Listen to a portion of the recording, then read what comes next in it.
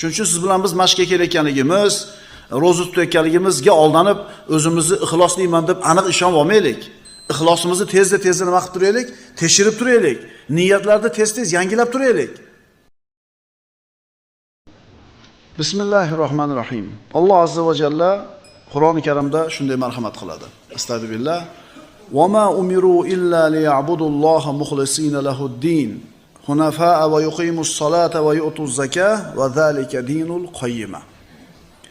Holbuki ular faqat yagona Allohga, u zot uchun dinni xolis qilgan, to'g'ri yo'ldan og'magan hollarida ibodat qilishga va namozni to'kis ado etishga hamda zakotni ato etishga buyurilgan edilar. Mana shu to'g'ri yo'ldagi dindir.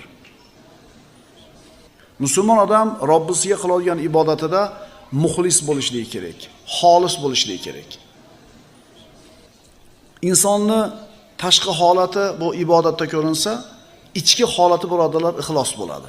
Buni hech kim ko'rmaydi. Ikkinchi oyat. Astagfirullah. Inna anzalna ilaykal kitaba bil haqqi fa'budillaha muxlisan lahud-din. Zumar surasi.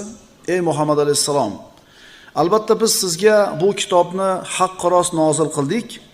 Bas siz Allohga u uchun diningizni xolis qilgan holda ibodat qiling. Xolislikka buyurilyapti. Keyingi oyat. Astagfirullah. Qulillaha a'budu muxlisan lahu dini.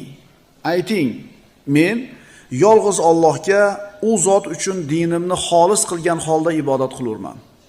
4-oyat. Astagfirullah. Allazi xalaqal mauta wal hayata liyabluwakum ayyukum ahsanu amala va huval azizul g'afur. Ey insonlar, u Alloh sizlarning qaysilaringiz chiroyliroq, yaxshiroq amal qiluvchi ekanligingizni imtihon qilish uchun o'lim va hayotni yaratgan zotdir. U qudratli va mag'firatlidir.